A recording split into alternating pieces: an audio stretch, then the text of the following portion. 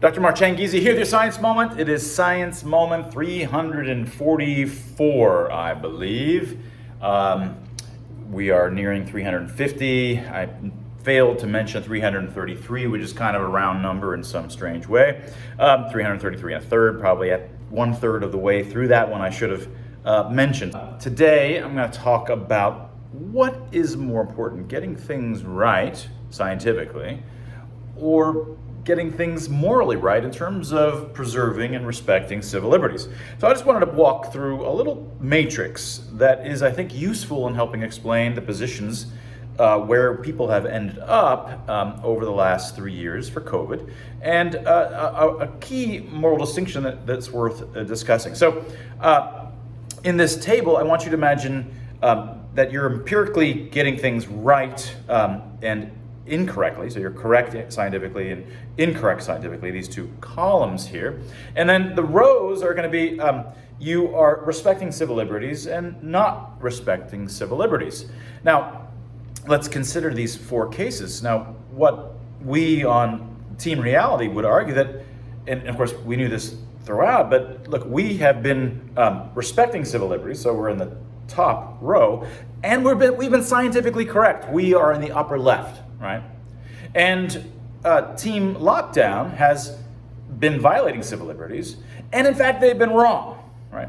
Now, so they're down there in the bottom right-hand corner, and we're in the top left corner. Now, setting that aside, let's just say, which of these 4 categories is sort of the best? Well, obviously, you would like to be right, scientifically correct. So obviously, being scientifically correct is better than being scientifically wrong. And of course, all things equal, you'd like to be respecting civil liberties and rather than not respecting civil liberties. So the question that you might, and so, in our, it's sort of obvious that if you're going to be respecting civil liberties and right, and namely the top left, that's definitely better by both standards than being in the bottom right, where the lockdowners have been.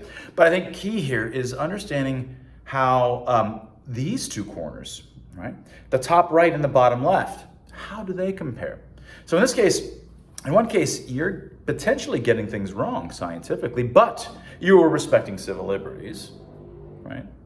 Versus, and it could have been the case that we Team Reality folks who were respecting civil liberties, let's suppose it turned out that we were wrong. In case we would have been in that spot. And the lockdowners, of course, believe that, if they were thinking clearly, we're violating civil liberties, but scientifically, at least, the claims that we're making, that the lockdowns and interventions and so forth are working. So they believed that they were in the bottom left. So the question is, who wins in terms of, or which is a worse or more righteous, in some sense, position? Which is the better position to have, top right or bottom left? Right? And anybody who's a civil libertarian is going to believe, and I think that there's strong arguments that it is always better to be wrong and respecting civil liberties than to be right as a tyrant, right? It is not much of a defense for you to say, I've been engaging in civil liberties violations. I've been controlling your movements and your clothing and what businesses are closed or open, whether children can go to school, what is worn over your face, and what medicines you have to take in order to participate in society. And in my defense, I have great science that turns out to be true about all of these things. No, that's not a good defense. That is called tyranny, right? We don't want anybody making those decisions for us, and it doesn't matter whether you're getting the science right or wrong. And for those civil libertarians like me who are are totally against mandating people to do these sorts of things, and understand that it's both wrong to mandate them, and also it's super dangerous when you start letting federal governments and the populace control other parts of the populace. These are where the most dangerous things happen in societies, including democides and genocides. If we turn out to be empirically wrong about our claims, well, there's very little guilt on our part. We didn't force anybody to do anything. Right? Go make up your own mind about what you think you ought to do, so long as you're not, coercing anybody or attacking anybody. It is up to you. We're not forcing you to do it. We don't have the onus of being able to having to show that we were right, because we didn't force anybody to do anything, right? The key moral comparison is between the top right and the bottom left in this diagram, right?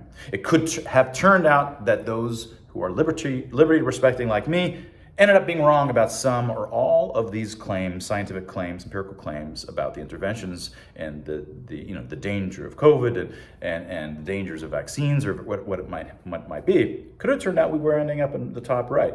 And it could have turned out that the lockdowners ended up in the bottom left. It turned out they were right about all the science, right? If it had, it would be little skin off of civil libertarians' nose.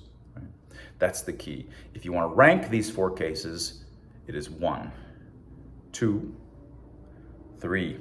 And 3 is a long way down from 2 in terms of evil and good. And then worst of all, of course, is 4. 1 and 4 are not exactly surprising, right? But as it turns out, the academic nature of 2 versus 3 is relatively moot, given that it turns out that it's 1 versus 4, team reality 1. And that was your science moment. Get yourself a copy of any of my books. I've got books called Vision Revolution, Why We Have Color Vision, Why Do Your Eyes Face Forward, How Did We Come to Have Writing Systems, an earlier book called Harnessed, Where Music Came From, How We Came to Have Speech at All, my most recent book, Expressly Human, and check out the Free Expression Institute, freex.group. That was your science moment.